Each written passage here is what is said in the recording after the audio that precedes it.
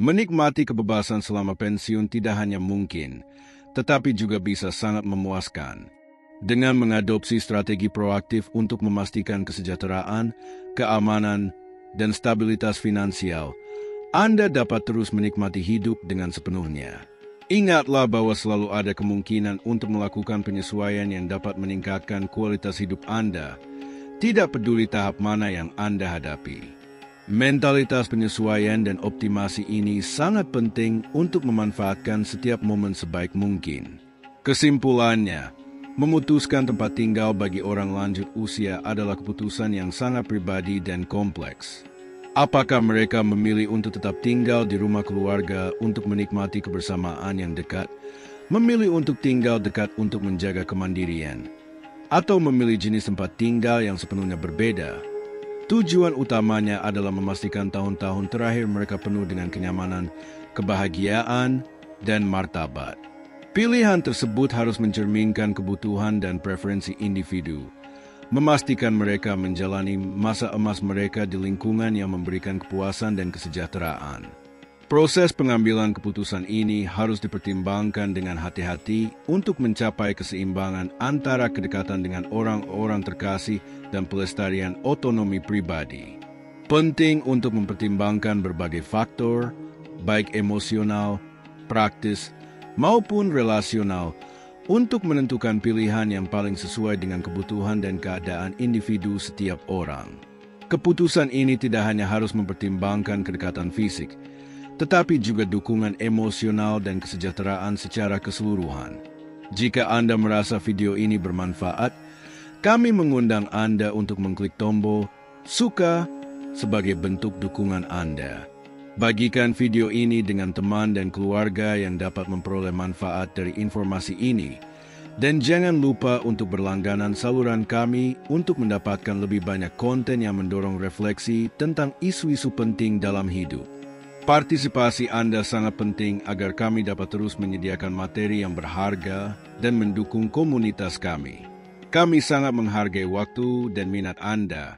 Ketika ditanya apakah mereka akan mempertimbangkan untuk pindah ke rumah salah satu anak mereka saat mereka semakin tua, Elvira dengan tegas menjawab, "Niat kami adalah menjual rumah 4 lantai ini dan menggunakan setengah uangnya untuk membeli apartemen yang lebih kecil, yang lebih mudah dirawat. Sisanya akan kami gunakan untuk masa pensiun kami. Jika suatu saat kami berada dalam kondisi yang sangat rentan, kami akan mempertimbangkan untuk mencari bantuan atau bergabung dengan komunitas lansia. Namun, tujuan utama kami adalah menghindari menjadi beban bagi anak-anak kami." Hal yang sama berlaku untuk Inson yang memilih untuk hidup mandiri, terpisah dari anak-anaknya. Meskipun kedua anaknya yang sudah menikah mendorongnya untuk tinggal bersama mereka, Inson lebih suka tetap tinggal di rumah keluarga yang luas, tempat ia hidup sendirian. Terlepas dari segalanya, dia tetap terikat pada kehidupan di pedesaan. Dia berkata, "Di sini saya memiliki teman, dan saya sangat menghargai kebebasan yang saya nikmati. Di kota, hidup hanya sebatas pintu yang terus dibuka dan ditutup, dengan sangat sedikit interaksi pribadi." Ketika dia mengunjungi anak-anaknya di kota, dia melihat rutinitas monoton mereka. Mereka berangkat pagi-pagi, pulang larut malam, sibuk dengan komputer atau ponsel mereka. Satu-satunya interaksi mereka dengannya hanyalah salam singkat saat datang dan pergi dari rumah. Hidup di kota, dengan kesibukannya yang terus-menerus dan kekhawatiran terhadap orang asing, bukanlah sesuatu yang dia sukai. Setiap orang memiliki gaya hidupnya sendiri, katanya, dan saya tetap menikmati ritme kehidupan pedesaan yang tenang. Jika saya sakit, saya tahu tidak akan ada yang bisa merawat saya sepanjang hari. Solusinya adalah menyewa asisten, dan saya merasa nyaman dengan itu. Anak-anak saya bisa datang mengunjungi saya sesekali, dan itu sudah cukup bagi saya. Kisah-kisah ini mencerminkan tren yang berkembang di dunia saat ini. Semakin banyak lansia yang menjauh dari model keluarga multigenerasi tradisional. Banyak orang lanjut usia memilih untuk mengambil kendali atas kehidupan mereka di tahun-tahun terakhir mereka. Lebih memilih kemandirian daripada bergantung langsung pada anak-anak mereka. Alih-alih tinggal di bawah satu atap, mereka lebih suka mempertahankan otonomi atau tinggal di dekat anak-anak mereka tetapi di tempat terpisah. Mereka telah merencanakan masa tua mereka dengan hati-hati, memilih untuk hidup mandiri sejak awal setelah anak-anak mereka membangun keluarga sendiri. Mereka menawarkan bantuan saat dibutuhkan, tetapi secara umum tetap mengendalikan hidup mereka. Mereka memutuskan sendiri apa yang akan dimakan, kemana akan pergian, dengan siapa akan bersosialisasi, dan bahkan memilih tempat tinggal untuk lansia jika itu lebih nyaman bagi mereka. Bagi mereka, kemandirian ini memastikan kehidupan yang lebih memuaskan dan seimbang bagi semua pihak yang terlibat. Pendekatan ini tidak hanya memungkinkan lansia untuk mempertahankan rasa kendali dan otonomi, tetapi juga memfasilitasi hubungan yang lebih harmonis dengan menghindari potensi ketegangan yang berasal dari berbagai ruang fisik. Kemandirian menjadi cara untuk menjaga martabat dan kesejahteraan di usia tua, sementara hubungan keluarga tetap kuat melalui kunjungan dan dukungan timbal balik daripada tinggal bersama setiap hari. Jika video ini bermanfaat bagi Anda, tinggalkan komentar dengan angka 1. Jika tidak, gunakan angka 0 untuk membantu kami meningkatkan kualitas. Kisah ketiga, beradaptasi dengan kehidupan di panti jompo. Setelah kematian suaminya, Ibu M membuat keputusan yang berani dan sadar. Dia menjual rumahnya dan menggunakan uang pensiunnya untuk pindah ke panti jompo swasta. Keputusan ini mengejutkan anak-anaknya, yang awalnya ragu dengan gagasan ibunya tinggal di panti jompo. Mereka berpikir bahwa memiliki keluarga yang bisa merawatnya sudah cukup. Mereka takut keputusan ini bisa mencerminkan citra negatif tentang mereka, seolah-olah mereka menghindari tanggung jawab untuk merawat ibu mereka di usia tua. Namun, Ibu M menjelaskan keputusannya kepada anak-anaknya dengan tenang dan jelas. Dia menyadari bahwa, karena usianya yang semakin lanjut, gaya hidupnya tidak lagi cocok dengan rutinitas sibuk anak-anak dan cucunya. Tinggal bersama bisa menyebabkan konflik dan ketidaknyamanan bagi kedua belah pihak. Menghabiskan hari sendirian di rumah kosong sementara anak-anaknya bekerja, tanpa tetangga sebayanya di gedung tempat tinggalnya di perkotaan, membuatnya merasa bahwa tinggal di panti jompo jauh lebih sesuai dengan kebutuhannya. Ibu M merasa bahwa pindah ke panti jompo tidak hanya akan memberinya teman dan aktivitas yang ia butuhkan, tetapi juga akan mencegah ketegangan yang tidak perlu dengan keluarganya. Di panti jompo, ia menemukan teman sebaya dan menikmati perawatan yang baik dengan makanan yang disediakan. Anak-anaknya dapat mengunjunginya kapan saja, memberikan ketenangan dan rasa aman bagi semua orang. Mengetahui bahwa masing-masing berada di lingkungan yang memungkinkan mereka berkembang. Meskipun pada awalnya, anak-anaknya merasa bersalah atas keputusan tersebut, perasaan itu memudar ketika mereka melihat kebahagiaan dan kesehatan ibunya di pusat perawatan. Saat perayaan hari besar, ia biasanya menghabiskan beberapa minggu bersama keluarganya sebelum kembali ke panti jompo. Dalam kunjungannya ke teman-temannya yang masih tinggal bersama anak-anak mereka, ia berbagi pengalamannya yang positif dan mendorong mereka untuk mempertimbangkan pilihan serupa, menyoroti manfaat yang ia temukan dalam situasi barunya. Demikian pula, Tuan S memilih menggunakan pensiunnya untuk tinggal di panti jompo daripada pindah ke kota bersama putranya. Anak laki-lakinya satu-satunya pindah ke kota karena pekerjaan, menikah, dan membangun keluarganya sendiri. Setelah istrinya meninggal, Tuan S mempertimbangkan untuk tinggal sendiri di rumah pedesaannya. Namun, anak-anaknya dengan gigih memintanya untuk pindah ke kota agar bisa tinggal bersama mereka. Meskipun ia setuju dengan enggan, setelah hampir 2 tahun, ia merasa seperti terjebak dalam semacam penjara emas. Hari-harinya dihabiskan di depan televisi dengan sedikit interaksi sosial. Kebebasanku untuk hidup dengan caraku sendiri semakin memudar, katanya dengan kecewa. Saat menghadapi penyakit Parkinson, Tuan S melihat sebuah program televisi tentang panti jompo dan memutuskan untuk mencari lebih banyak informasi secara online.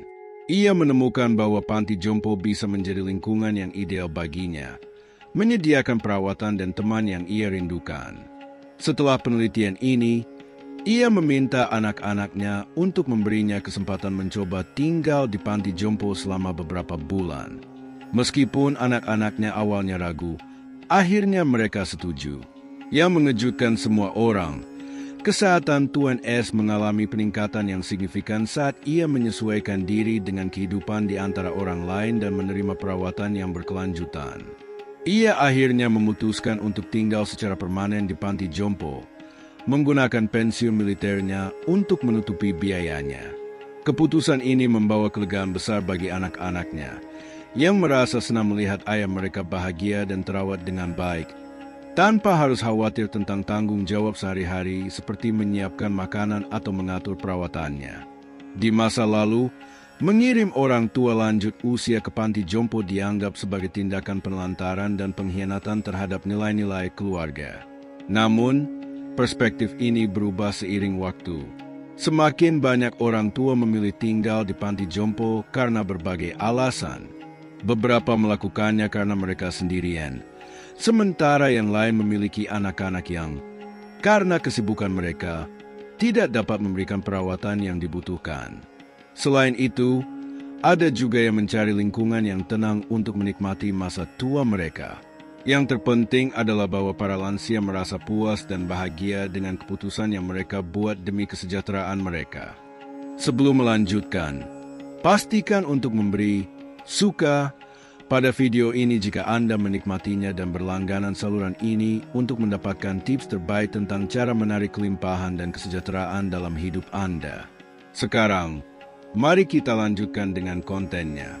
Sahabat sekalian, keputusan tentang di mana menghabiskan tahun-tahun terakhir kehidupan adalah pilihan yang sangat pribadi yang bervariasi tergantung pada keluarga dan keadaan masing-masing. Baik mereka memilih untuk tinggal bersama anak-anak mereka atau mempertahankan kemandirian mereka, yang paling penting di masa tua adalah mencapai kebahagiaan, menjaga kesehatan yang baik, dan mempertahankan nilai-nilai yang mendefinisikan keluarga mereka. Orang tua dapat memilih untuk tinggal bersama anak-anak mereka atau hidup secara terpisah, memilih opsi yang paling sesuai dengan kebutuhan dan keinginan mereka. Tidak perlu mengikuti keyakinan tradisional bahwa anak-anak harus merawat orang tua mereka di rumah keluarga. Kadang-kadang, orang tua menemukan kedamaian dan kesejahteraan sejati dalam lingkungan yang berbeda. Hidup di usia tua bukan hanya tentang bergantung pada anak-anak, tetapi tentang menemukan kedamaian, kebahagiaan, dan kepuasan dalam rutinitas sehari-hari. Baik mereka memilih untuk tinggal bersama anak-anak mereka, mempertahankan kemandirian mereka, atau tinggal di panti jompo, yang terpenting adalah setiap lansia dapat menjalani hidup sesuai dengan preferensi mereka sendiri, menghormati nilai-nilai keluarga mereka, dan mempertahankan martabat mereka. Penuaan tidak boleh dipandang sebagai akhir dari suatu tahap, tetapi sebagai awal dari fase baru yang penuh dengan tujuan.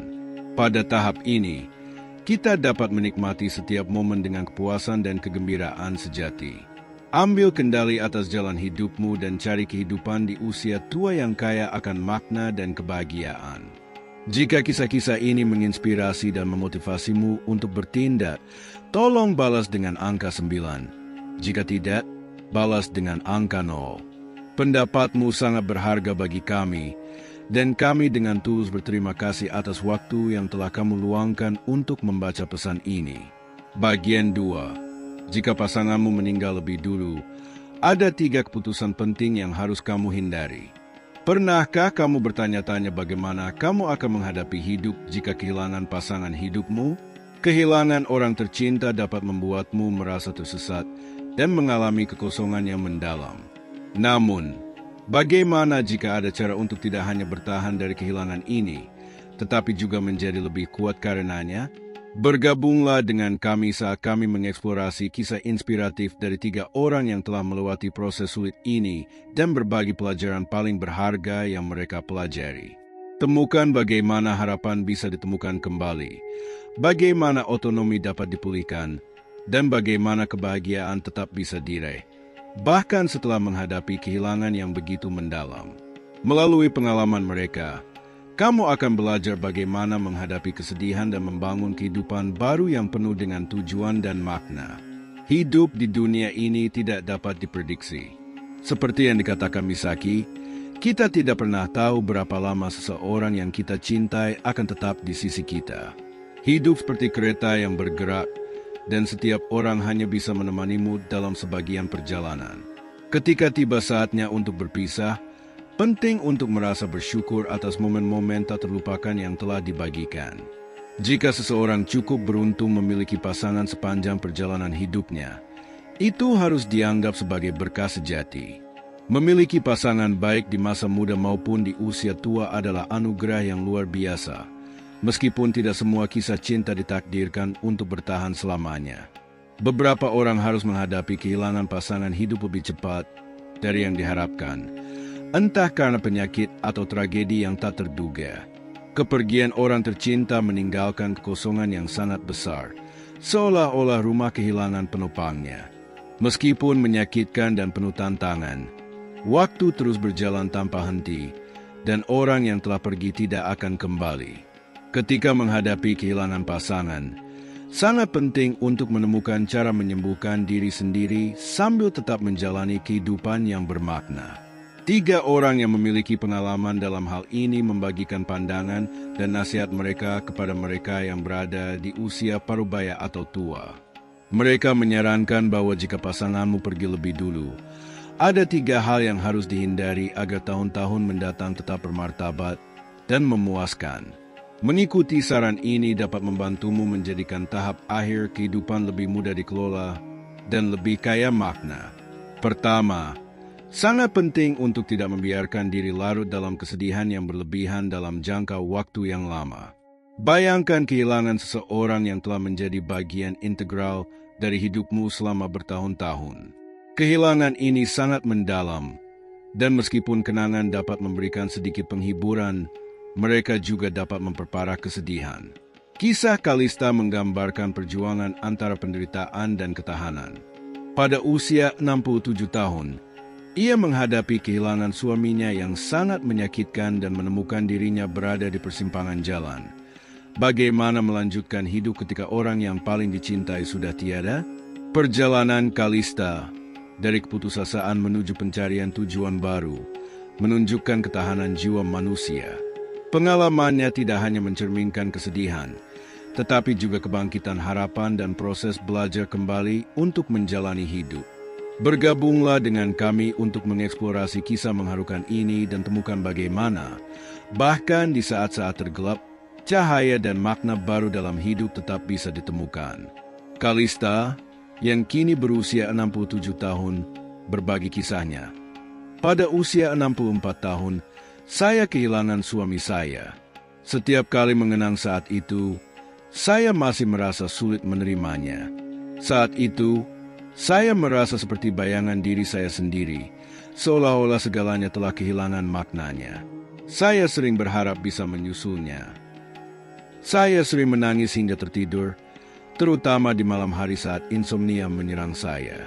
Saya menghabiskan waktu lama menatap tempat tidur besar kami, merasakan kehampaan di sisi saya. Tidak mungkin menghindari kesedihan, tetapi ketika melihat foto-foto lama kami, di mana kami tampak begitu bahagia, saya menyadari bahwa mungkin saya harus berusaha lebih keras.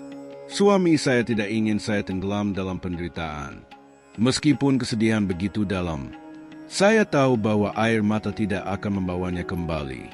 Oleh karena itu, saya terus melangkah maju, meskipun dengan rasa sakit, mencoba menjalani kehidupan yang layak dan membiarkannya, dimanapun dia berada, menemukan kedamaian. Itulah cara yang harus saya tempuh. Kalista akhirnya memahami satu hal yang mendasar. Meskipun perpisahan antara kehidupan dan kematian adalah salah satu pengalaman paling menyakitkan, mereka yang telah pergi tidak lagi bersama kita, sementara kita yang masih hidup harus terus menjalani kehidupan. Tidak peduli seberapa bahagianya masa lalu atau betapa berharganya kenangan itu, kita tidak boleh terjebak di dalamnya dan melupakan untuk menghargai keindahan masa kini serta janji masa depan. Belajar untuk menatap ke depan dan menikmati saat ini bukan hanya tanggung jawab pribadi, tetapi juga cara untuk membiarkan orang yang telah pergi beristirahat dengan tenang. Ketika pasanganmu telah pergi lebih dulu, Penting untuk tetap tenang, menemukan penghiburan, menjaga kesehatan, dan tetap berpikiran jernih tanpa membiarkan kesedihan menguasai dirimu. Secara perlahan, ubah cara berpikirmu, bangun kembali kepercayaan dirimu, dan jalani hidup yang mandiri serta penuh semangat. Tetaplah berpikiran positif. Makan saat merasa lapar, tidur saat merasa lelah, nikmati jalan-jalan di taman, dan jelajahi tempat-tempat baru. Jangan terlalu bergantung pada orang lain. Belajarlah untuk menikmati kesendirian dengan anggun dan bijaksana, memperkaya kehidupan batinmu, serta menikmati kesendirian seperti anggur tua yang semakin bernilai seiring waktu. Ketika merasa kesepian, carilah teman untuk mengobrol tentang berbagai hal dan temukan kepuasan dalam kebersamaan dengan diri sendiri. Dengan cara ini, tahun-tahun kesendirian bisa menjadi tahap kehidupan yang memuaskan. Menghadapi kehilangan pasangan adalah salah satu ujian terberat yang bisa dialami seseorang. Kisah Kalista menyoroti betapa pentingnya memahami dan menghadapi hal ini. Pertama, pengalamannya menunjukkan bahwa penderitaan adalah emosi universal yang tidak membedakan usia, asal-usul, atau budaya. Kisahnya mengajarkan kita bahwa merasakan kesedihan mendalam dan kesepian setelah kehilangan orang tercinta adalah reaksi yang normal dan dialami oleh banyak orang. Menyadari bahwa orang lain juga telah melalui situasi serupa dapat memberikan penghiburan, karena membuat mereka yang berduka merasa tidak sendirian dalam rasa sakit mereka. Kedua, pengalaman Kalista, dari keputusasaan hingga menemukan tujuan baru, menegaskan betapa pentingnya ketahanan. Hidup bisa membawa perubahan yang tak terduga dan menyakitkan, tetapi kisahnya menunjukkan bahwa seseorang masih bisa bangkit dan menemukan makna baru, bahkan setelah kehilangan yang besar. Pesan ini sangat penting karena memberikan harapan bagi mereka yang saat ini sedang menghadapi kesulitan serupa. Kalista menunjukkan kepada kita bahwa meskipun rasa sakit mungkin tidak akan sepenuhnya hilang, ada jalan menuju kebahagiaan dan pemenuhan diri. Pengalamannya juga menyoroti pentingnya perawatan diri dan kesehatan mental. Saat mengalami penderitaan yang intens, mudah untuk melupakan betapa pentingnya menjaga diri sendiri dan kesejahteraan mental.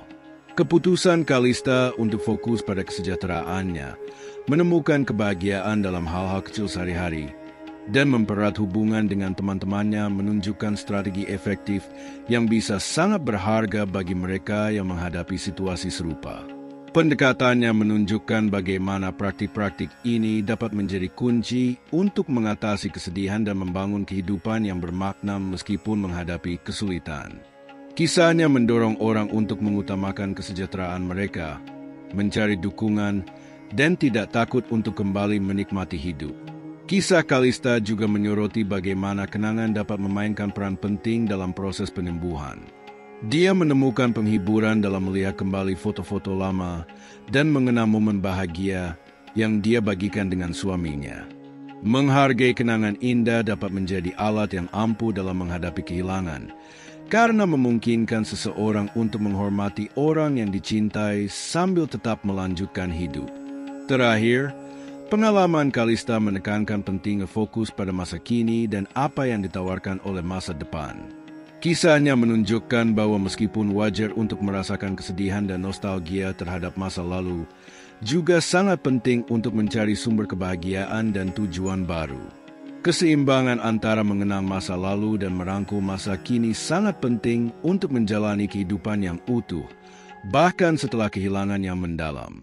Singkatnya, pengalaman Kalista menjadi pengingat yang kuat tentang ketahanan jiwa manusia. Kisahnya menyoroti pentingnya belas kasih terhadap diri sendiri, kekuatan penyembuhan dari kenangan, dan perlunya menemukan keseimbangan antara menghargai masa lalu dan menyambut masa depan. Pengalamannya memberikan harapan sekaligus panduan berharga bagi mereka yang sedang menjalani proses berduka yang kompleks. Pernahkah Anda berpikir tentang bagaimana kehidupan orang tua lanjut usia yang tinggal bersama anak-anak dewasa mereka? Apakah mereka menemukan kenyamanan dan kepuasan, atau menghadapi tantangan dan kecemasan yang tak terduga? Dalam kisah ini, Nyonya Amber, seorang janda berusia 65 tahun, berbagi pengalamannya tinggal bersama putrinya, dan kemudian memilih untuk hidup mandiri. Ceritanya memberikan pelajaran berharga tentang pentingnya kemandirian dan mencari kebahagiaan sejati di usia lanjut. Bergabunglah dengan kami saat kami mengeksplorasi kisahnya dan menemukan mengapa terkadang teman terbaik adalah diri kita sendiri. Berikut adalah pengalaman Nyonya Amber. Pada usia 65 tahun, ia berbagi. Setelah suami saya meninggal, saya menghabiskan beberapa tahun tinggal bersama putri saya, tetapi sekarang saya hidup sendiri lagi. Awalnya, saya berpikir bahwa dukungan timbal balik antara orang tua dan anak adalah sesuatu yang alami.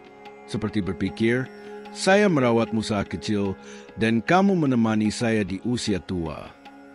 Namun, meskipun saya mencurahkan seluruh usaha saya untuk keluarga putri saya, yang saya alami justru semakin jauhnya hubungan kami. Seiring waktu, baik saya maupun suami telah pensiun dari pekerjaan. Saya tidak pernah mempertimbangkan untuk hidup sendiri karena saya membayangkan bahwa kami akan menua bersama. Namun, penyakit merenggut suami saya dan meninggalkan saya sendirian. Saat itu, putri saya baru saja melahirkan cucu saya, dan menantu saya menyarankan agar saya pindah bersama mereka dan berhenti dari pekerjaan saya. Saya sangat menghargai tawaran mereka dan dukungan yang mereka berikan. Saat melihat cucu saya merasa seolah-olah suami saya telah lahir kembali, yang membuat saya memutuskan untuk menghabiskan seluruh waktu dan energi saya membantu pekerjaan rumah tangga di rumah putri saya. Pada awalnya, putri saya dan suaminya memberi saya tunjangan bulanan untuk membantu biaya hidup saya. Namun, seiring berjalannya waktu, mereka berhenti melakukannya karena saya memiliki uang pensiun sendiri untuk memenuhi kebutuhan saya. Ketika cucu saya tumbuh besar, saya menyadari bahwa pensiun saya tidak cukup untuk memenuhi kebutuhan keluarga yang terdiri dari 4 orang. Saya beberapa kali memberitahu putri saya bahwa saya mengalami kesulitan keuangan, tetapi dia tampaknya tidak terlalu sabar dengan kekhawatiran saya. Terkadang dia memberikan sedikit uang, tetapi lebih sering dia lupa melakukannya. Seiring bertambahnya usia, kita cenderung lebih banyak berbicara, dan berbagi ruang yang sama dengan anggota keluarga dapat menyebabkan konflik. Beberapa kali, saya merasa sulit untuk tidak mengomentari keputusan keuangan putri saya, karena dia sering berbelanja online setiap hari tanpa menyisihkan uang untuk keadaan darurat. Dalam hal pengasuhan cucu saya, putri saya dan suaminya lebih memilih membiarkannya tumbuh dengan ritmenya sendiri, sementara saya percaya bahwa anak-anak harus dibimbing dengan disiplin sejak usia dini.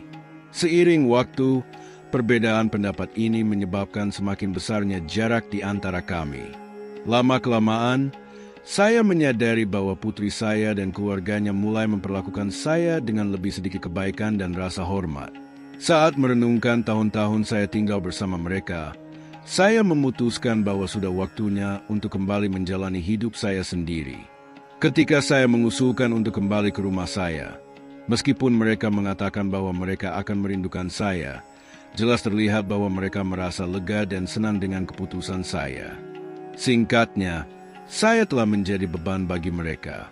Selama tahun-tahun ketika cucu saya masih kecil, kehadiran saya sangat diperlukan. Tetapi sekarang setelah dia lebih besar, mereka merasa mampu mengurus diri mereka sendiri. Saat kembali ke rumah, saya merasakan kesepian dan kebosanan yang mendalam. Hidup yang kini lebih tenang dan bebas dari kesibukan yang terus-menerus, membuat saya merasa kosong dan bingung karena saya merindukan dukungan emosional yang biasa saya miliki. Namun, seiring waktu, saya belajar untuk menghargai kebersamaan dengan diri sendiri. Saya mulai menemukan kembali minat lama. Saya mendaftar kelas kaligrafi dan melukis, serta bergabung dengan kelompok komunitas, di mana saya bertemu teman-teman baru yang memiliki minat yang sama. Minat baru ini tidak hanya memperkaya hidup saya, tetapi juga membantu saya menemukan tujuan dan kesejahteraan dalam lingkungan saya. Tanaman seperti sansevieria, tanaman hias, dan anggrek sangat efektif dalam memurnikan udara. Tanaman ini tidak hanya menghilangkan zat beracun, tetapi juga melepaskan oksigen segar, membantu menciptakan lingkungan yang lebih sehat bagi Anda dan orang-orang terkasih. Seiring dengan meningkatnya harapan hidup, banyak orang menghadapi tantangan hidup sendiri setelah kehilangan pasangan. Meskipun berbagi rumah dengan anak-anak dewasa tampaknya merupakan solusi yang nyaman, situasi ini seringkali membawa komplikasi yang tidak terduga. Kasus Nyonya Amber dengan jelas menggambarkan betapa pentingnya lansia untuk menjaga kemandirian mereka guna menghindari masalah ini. Pertama, tinggal bersama anak-anak dapat menyebabkan ketidaksepakatan karena perbedaan generasi. Pengalaman Nyonya Amber menunjukkan bagaimana perbedaan pendapat mengenai keuangan, pengasuhan anak, dan rutinitas sehari-hari dapat menimbulkan gesekan antar generasi. Ini bukan masalah yang hanya terjadi dalam budaya tertentu, tetapi juga terjadi secara global. Di Amerika Serikat, misalnya, banyak keluarga menghadapi tantangan serupa, di mana keinginan untuk mempertahankan kemandirian berbenturan dengan kebutuhan akan dukungan keluarga. Kedua, merasa menjadi beban bisa sangat melelahkan secara emosional. Pengalaman Nyonya Amber menunjukkan bagaimana, setelah bertahun-tahun mendedikasikan dirinya untuk merawat keluarga putrinya, dia mulai merasa diabaikan bahkan diremehkan. Keletihan emosional semacam ini dapat menyebabkan orang tua lanjut usia mengalami perasaan tidak berguna dan tekanan yang semakin meningkat. Dalam budaya Amerika, di mana kemandirian sangat dihargai, menghadapi kemungkinan menjadi beban bisa sangat sulit dan menantang. Ketiga, mencapai kepuasan pribadi sangat penting untuk menikmati masa pensiun yang bahagia dan sehat. Amber akhirnya menemukan kebahagiaan dalam hidupnya yang mandiri dengan menemukan kembali hobinya dan menjalin persahabatan baru. Contoh ini menyoroti pentingnya terus mengembangkan minat pribadi dan tetap aktif secara sosial, karena kedua aspek ini sangat penting untuk pensiun yang bermakna.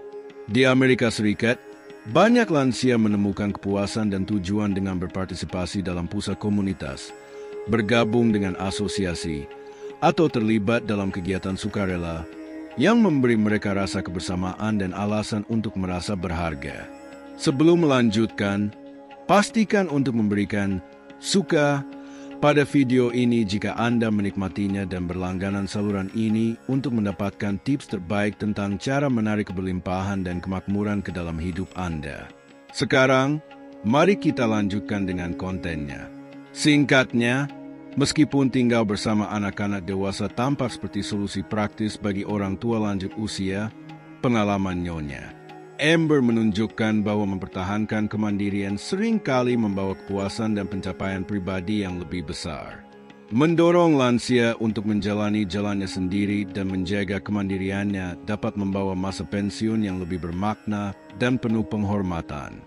Konsep ini sangat beresonansi dalam masyarakat Amerika, di mana kemandirian dan pencarian kebahagiaan sangat dihargai.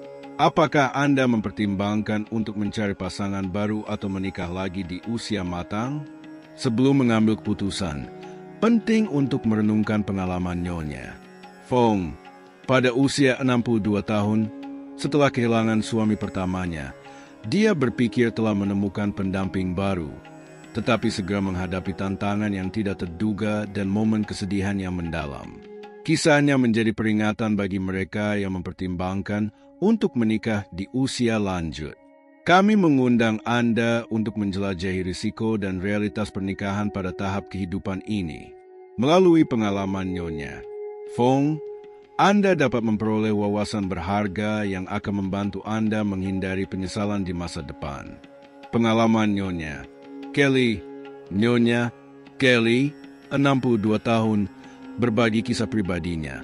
Setelah mengalami 2 pernikahan dalam hidup saya kehilangan suami pertama saya ketika saya berusia 53 tahun.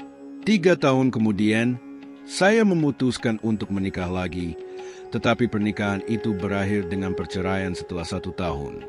Sampai hari ini, saya masih merasakan kesedihan dan kemarahan yang mendalam ketika mengingat pernikahan kedua saya. Tujuan saya menceritakan kisah ini adalah untuk memperingatkan mereka yang mempertimbangkan untuk menikah kembali setelah usia 50 tahun. Saya berencana menikmati masa pensiun saya dengan pergian bersama suami saya setelah dia juga pensiun, dengan harapan bisa menebus waktu yang telah kami lewatkan. Sayangnya, dia meninggal karena penyakit sebelum mencapai tahap kehidupan itu. Kepergiannya meninggalkan kesedihan mendalam yang berlangsung lama. Anak saya, menyadari betapa rendahnya kondisi emosional saya, sangat mengkhawatirkan saya dan menyarankan saya untuk pindah bersamanya agar lebih dekat. Namun, saya tidak ingin menjadi beban baginya, karena hidupnya sudah penuh dengan tanggung jawab. Untuk membantu saya kembali bersemangat, anak saya mencoba mendaftarkan saya ke klub perjalanan untuk lansia, dengan harapan dapat mendorong saya keluar dari kesedihan saya. Saya tidak ingin merepotkannya, jadi saya memutuskan untuk mendaftar sendiri di kelas tari dan pembacaan puisi. Dalam kegiatan inilah saya bertemu dengan suami kedua saya, TNG. Awalnya, hubungan kami hanya sebatas teman sekelas. Suatu hari, saat menuruni tangga, saya terkilir pergelangan kaki, dan TNG segera menawarkan untuk membawa saya ke rumah sakit dan kemudian merawat saya di rumah. Selama hari-hari ketika saya tidak bisa menghadiri kelas, dia datang setiap hari untuk melihat apakah saya membutuhkan sesuatu. Seiring waktu, kami mulai semakin dekat. 2 bulan kemudian, Tuan G melamar saya, mengungkapkan kasih sayangnya dan keinginannya agar kami berbagi hidup untuk saling mendukung. Meskipun saya merasa bahagia dengan lamarannya, saya tidak langsung menerimanya. Saya mengatakan bahwa saya harus berbicara dengan anak saya terlebih dahulu. Anak saya tidak menolak, tetapi menyarankan agar kami bertemu dengan keluarga Tuan G untuk lebih mengenal satu sama lain. Tuan G setuju, dan malam itu juga kedua keluarga berkumpul untuk makan malam bersama. Setelahnya, anak saya menyarankan agar saya mengambil waktu untuk lebih memahami situasi dan tidak terburu-buru menikah. Namun, saya yakin bahwa Tuan G adalah orang yang tepat untuk saya. Beberapa hari kemudian, kami meresmikan pernikahan kami dan saya pindah ke rumahnya. Awalnya, hubungan kami berjalan dengan baik. Meskipun saya mengurus semua pekerjaan rumah tangga, itu tidak lagi membebani saya seperti dulu. Namun, masalah mulai muncul ketika 3 teman lama mengundang saya untuk bepergian. Saya langsung menerima tanpa berpikir panjang. Tetapi Tuan G tidak setuju dengan alasan bahwa jika saya pergi, tidak ada yang akan mengurus pekerjaan rumah. Saya merasa tidak dipahami. Apakah peran saya dalam pernikahan ini hanya untuk mengurus rumah? Ini menyebabkan pertengkaran hebat di antara kami. Dia mengucapkan kata-kata yang menyakitkan, menyindir bahwa saya tidak berguna jika tidak mengurus pekerjaan rumah. Itu adalah pertama kalinya saya mulai meragukan pernikahan kami. Ketika saya kembali dari perjalanan, ketegangan semakin meningkat. Anak Tuan G telah berpisah dengan pasangannya dan menitipkan cucunya kepada kami. Awalnya, saya memperlakukan anak itu seperti anak saya sendiri, dengan penuh perhatian dan kasih sayang. Namun, saya segera menyadari bahwa dia adalah anak yang dimanja, memiliki banyak permintaan soal makanan, sering mengamuk, dan yang paling buruk, tidak menerima saya. Setelah beberapa hari berusaha menghadapinya, saya menyadari bahwa saya tidak bisa terus seperti ini. Saya berbicara dengan Tuan G dan menyarankan agar anaknya bertanggung jawab atas anaknya sendiri. Jawaban Tuan G sangat tegas. Dia menyuruh saya untuk tidak ikut campur, mengatakan bahwa saya bukan ibu dari anak itu, dan jika saya tidak bisa menghadapinya, lebih baik saya menjauh. Perkembangan ini memperluas refleksi tentang tantangan menikah di usia yang lebih tua. Seiring bertambahnya usia, kemampuan untuk menyesuaikan diri dengan dinamika keluarga baru menjadi lebih kompleks, terutama ketika pola hidup dan harapan sudah terbentuk. Tokoh utama menyadari bahwa berintegrasi ke dalam keluarga pasangan tidak hanya membutuhkan kesabaran, tetapi juga usaha emosional yang besar, yang dalam kasusnya akhirnya merusak hubungan. Keputusan untuk mengajukan perceraian, meskipun menyakitkan, muncul sebagai tindakan untuk mempertahankan diri dan merawat diri sendiri. Sebuah pernyataan bahwa kesejahteraan emosionalnya lebih penting daripada mempertahankan hubungan yang tidak memuaskan. Proses perceraian yang relatif mudah bertolak belakang dengan kompleksitas emosional situasi tersebut memperjelas bahwa aspek hukum mungkin sederhana, tetapi luka yang ditinggalkan membutuhkan waktu untuk sembuh. Memahami tantangan dan risiko menikah kembali di usia dewasa sangat penting karena berbagai alasan. Pengalaman Nyonya Kelly dengan jelas menggambarkan komplikasi yang dapat muncul saat mencoba menyatukan kehidupan di tahap ini. Pertama, pernikahan di usia lanjut cenderung melibatkan kebiasaan dan pandangan yang sudah tertanam kuat yang telah berkembang selama bertahun-tahun. Mengembangkan gagasan ini, ketika seseorang mencapai usia dewasa, mereka telah mengalami banyak situasi yang membentuk cara mereka bersikap, termasuk cara pandang mereka terhadap dunia dan hubungan. Kebiasaan ini, yang mungkin dulu bermanfaat atau diperlukan dalam kehidupan mereka sebelumnya, dapat berbenturan dengan kebiasaan pasangan baru, sehingga sulit untuk beradaptasi dan saling memahami. Misalnya, preferensi dalam mengelola rumah tangga, hubungan keluarga sebelumnya, atau cara menghadapi keuangan dan kesehatan menjadi lebih sulit untuk dinegosiasikan karena didukung oleh sejarah pribadi yang panjang dan terkadang sulit diubah. Perbedaan antar individu dapat menyulitkan keharmonisan dalam hidup bersama. Berbeda dengan pasangan muda, orang yang lebih tua seringkali menghadapi tantangan lebih besar dalam menyesuaikan diri dengan gaya hidup dan harapan pasangan baru. Inilah yang dialami oleh Nyonya Kelly, yang secara langsung merasakan ketegangan yang muncul akibat ketidaksepakatan dalam pembagian tugas rumah tangga dan perencanaan perjalanan. Konflik semacam ini dapat menjadi sumber stres dan frustrasi, meningkatkan ketegangan dalam hubungan dan membuat hidup bersama menjadi lebih sulit. Menarik untuk melihat bagaimana seiring bertambahnya usia, orang-orang mengembangkan rutinitas dan kebiasaan yang memberi mereka stabilitas. Mengubah pola yang telah terbentuk ini ketika memulai hubungan baru di usia lanjut bisa menjadi tantangan besar. Berbeda dengan fleksibilitas yang lebih umum ditemukan pada pasangan muda, orang yang lebih tua mungkin lebih enggan atau kurang mampu untuk beradaptasi dengan cepat terhadap keinginan dan kebutuhan pasangan baru. Hal ini dapat membuat masalah yang tampak kecil, seperti siapa yang bertanggung jawab atas pekerjaan rumah atau bagaimana membagi biaya dan perjalanan, menjadi isu yang sangat penting, meningkatkan kemungkinan konflik. Selain itu, jenis ketidaksepakatan ini tidak hanya mempengaruhi dinamika sehari-hari, tetapi juga dapat memicu perasaan ketidakpuasan yang lebih dalam. Hidup bersama dengan damai tidak hanya bergantung pada berbagi ruang fisik, tetapi juga pada menemukan keseimbangan emosional dan harapan. Ketika terdapat perbedaan yang signifikan dalam aspek-aspek ini, hubungan bisa berada dalam bahaya, terutama jika tidak ditangani dengan kesabaran dan komunikasi yang terbuka. Penerimaan keluarga terhadap pasangan baru bisa menjadi tantangan yang cukup besar. Anak-anak dan cucu-cucu yang sudah dewasa, yang telah menetap dengan rutinitas mereka sendiri dan memiliki harapan yang terbentuk, mungkin merasa bahwa kedatangan pasangan baru mengganggu kehidupan sehari-hari mereka. Contoh yang jelas adalah Ibu Kelly, yang anak laki-laki dan cucunya, bukannya mendukung pernikahan barunya, justru membawa perhatian yang tidak diinginkan yang semakin mempersulit situasi. Ketika keluarga tidak memberikan dukungan atau menerima hubungan baru, tercipta suasana ketegangan dan rasa dendam yang menghalangi perkembangan pernikahan yang sehat. Selain itu, persiapan emosional memainkan peran penting. Setelah kehilangan pasangan hidup, adalah hal yang umum bagi seseorang untuk merasakan kesepian dan kecemasan tentang masa depan yang dapat membuat mereka mencari teman dengan cepat. Namun, bertindak terburu-buru bisa berisiko, seperti melewatkan tanda peringatan yang bisa memengaruhi hubungan dalam jangka panjang.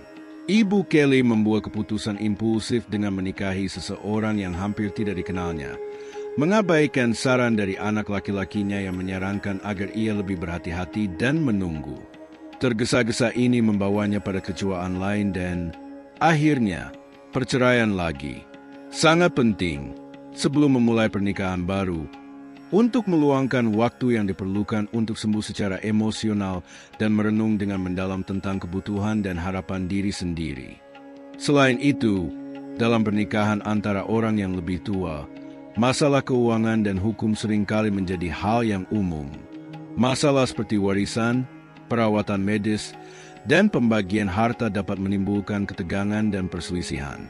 Meskipun dalam cerita Ibu Kelly ini masalah tersebut tidak dibahas, ini adalah pertimbangan penting bagi mereka yang berpikir untuk menikah lagi di tahap kehidupan yang lebih lanjut.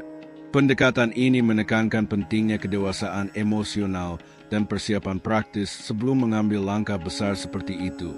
Kesimpulannya, meskipun teman hidup di usia tua sangat penting, pengalaman Ibu Kelly menyoroti pentingnya evaluasi yang hati-hati dan reflektif sebelum mempertimbangkan pernikahan kedua.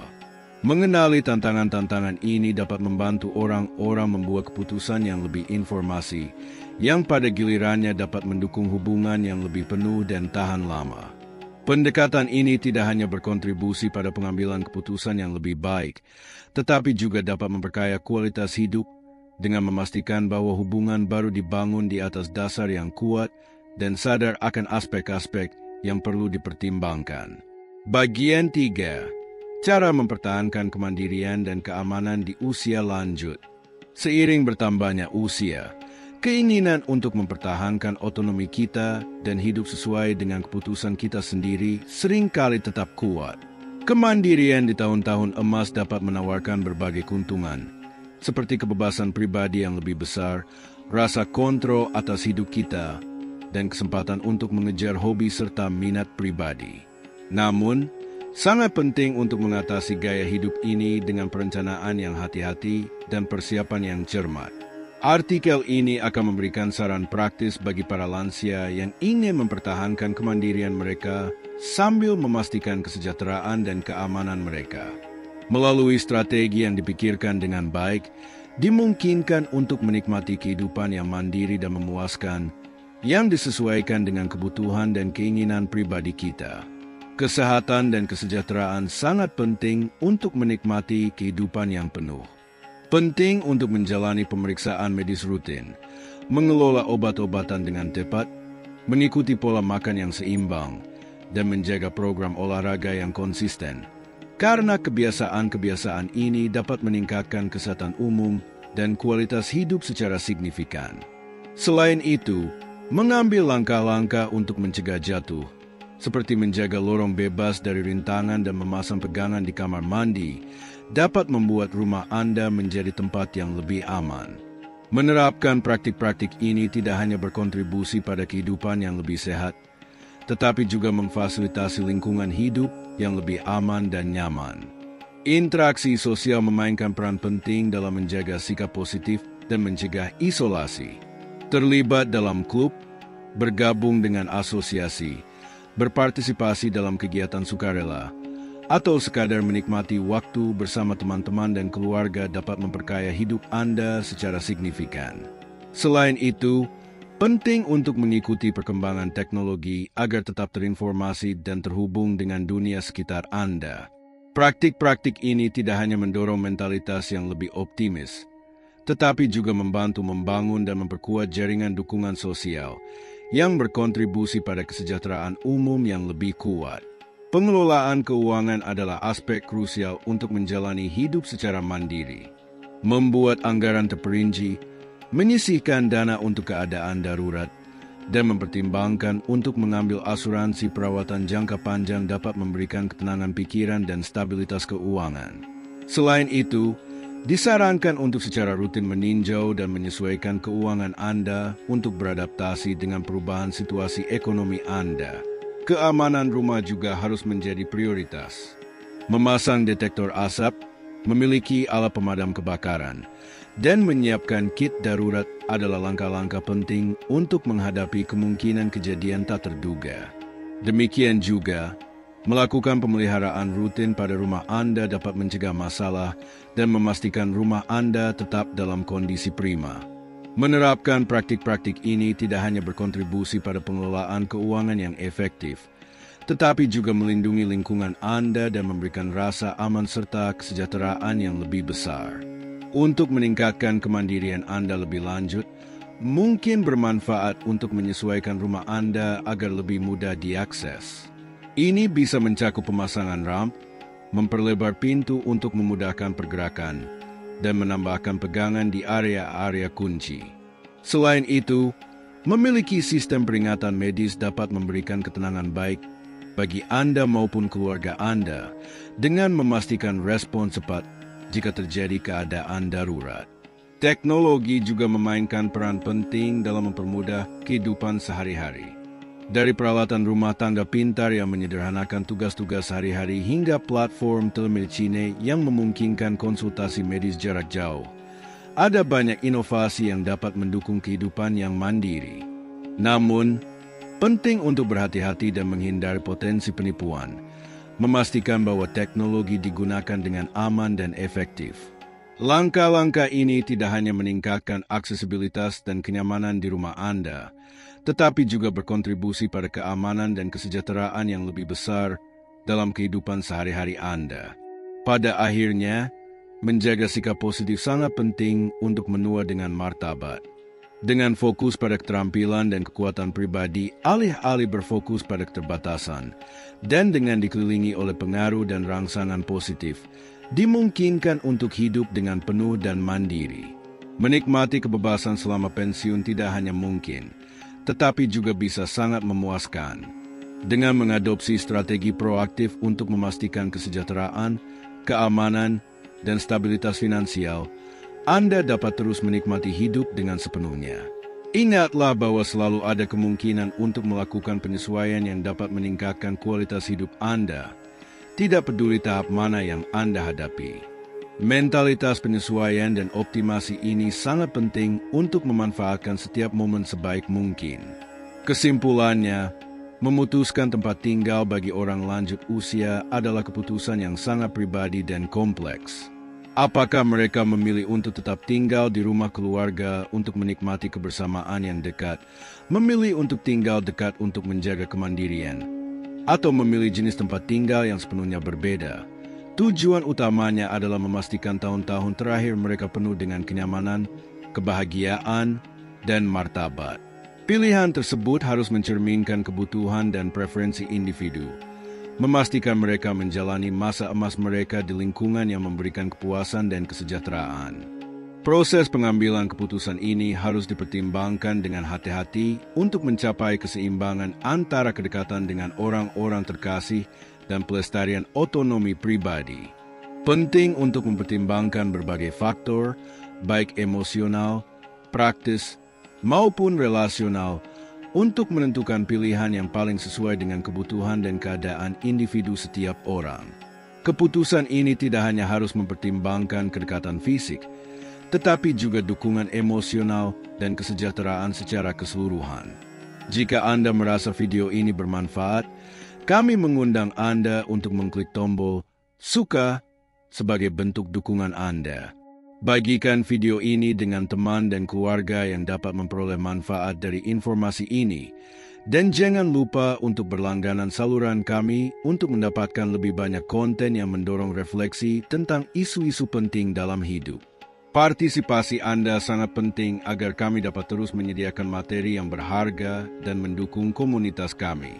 Kami sangat menghargai waktu dan minat Anda.